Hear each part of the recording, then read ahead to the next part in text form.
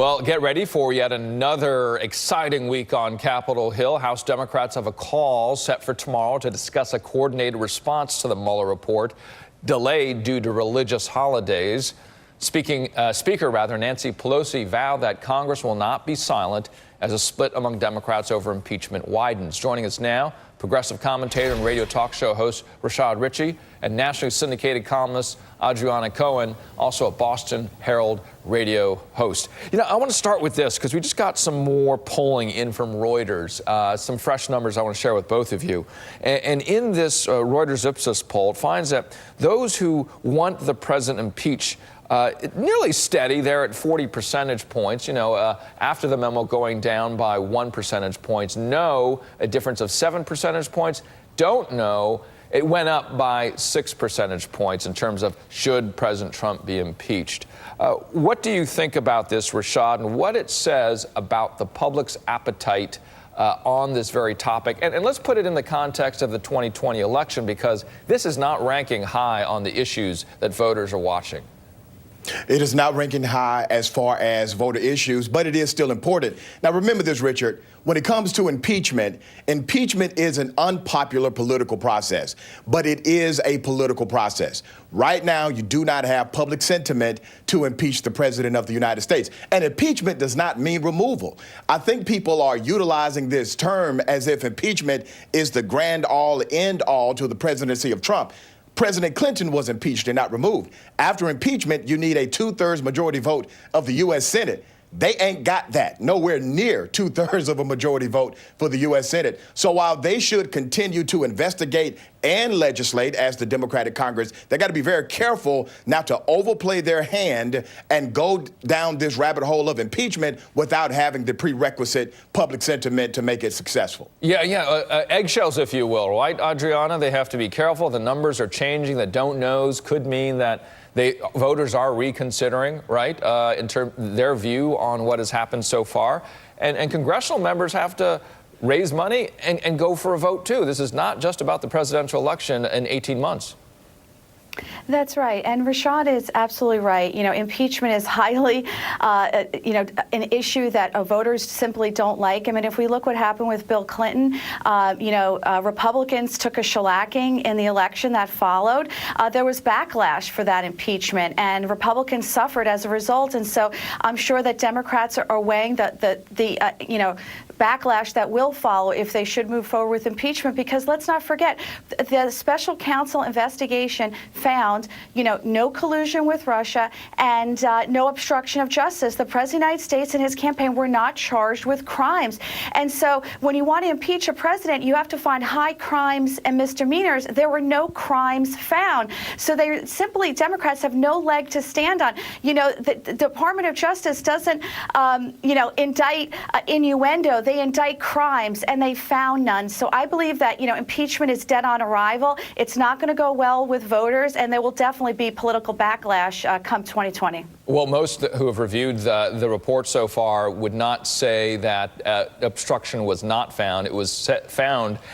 This particular special counsel said it's not for me and my group to make a decision on that. That is for somebody else to do. That's certainly going to be the debate. Is it going to be the Attorney General that's going to make that decision, who has already said there is no obstruction, or is it going to be Congress? But this special counsel, in the report at least, not saying that he has or has not found obstruction necessarily. But of course, we don't know what's in the redacted pieces so far. I want to move on to another point, though, that came up in the poll, and that is that it found that people believe President Trump here, or someone close to him, broke the law. That is up. In terms of the more likely category here, that is up 19 percentage points in this latest poll. So that feeds the other argument here, Rashad, that folks who are paying attention to this report has potentially given them more reason to be worried. Yeah, and in that poll, Richard, a significant number of Republicans are now more likely to believe that either President Trump or one of his surrogates did break the law. Let's jump out of the court of law for a moment and back into the court of common sense.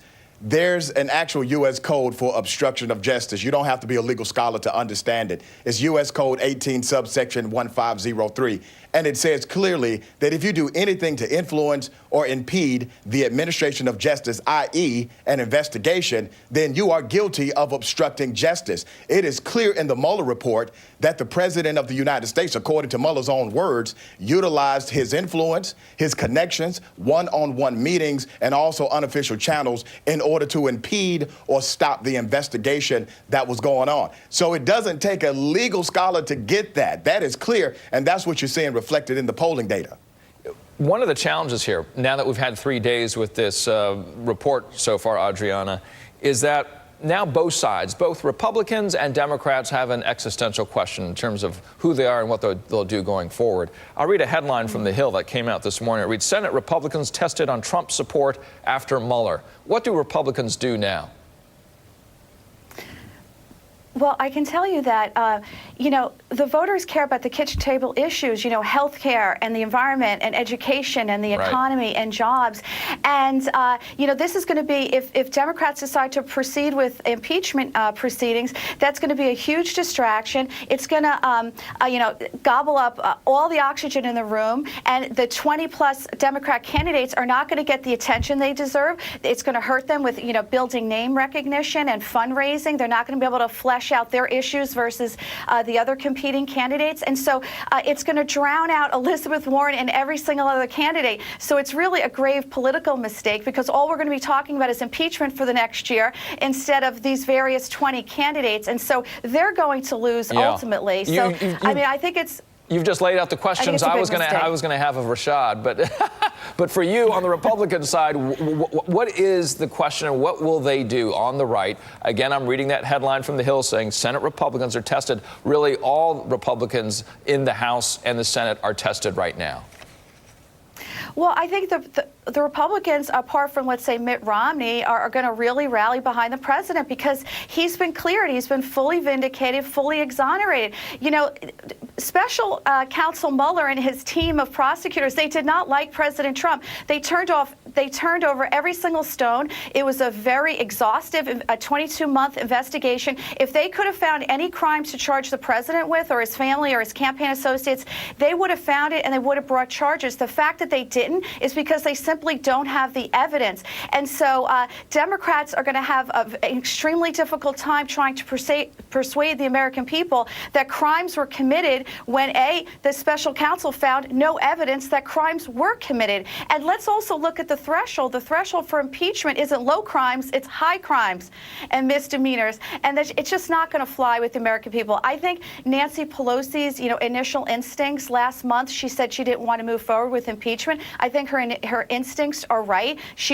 Democrats should just let the voters decide in a year and a half. We don't have much time. Rashad, I want you to answer.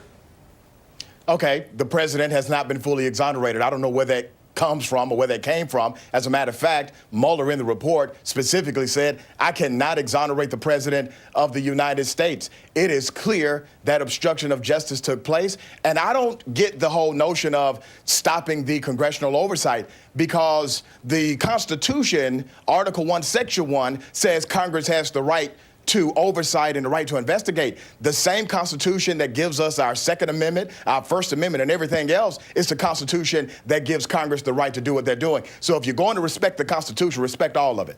And we will see what Bob Mueller says about exoneration or non-exoneration when he hits the Hill as well, in terms of what's in that report, the debate on the left and right in front of us today. Adriana, thank you so much. Rashad as well. You both have a good Sunday.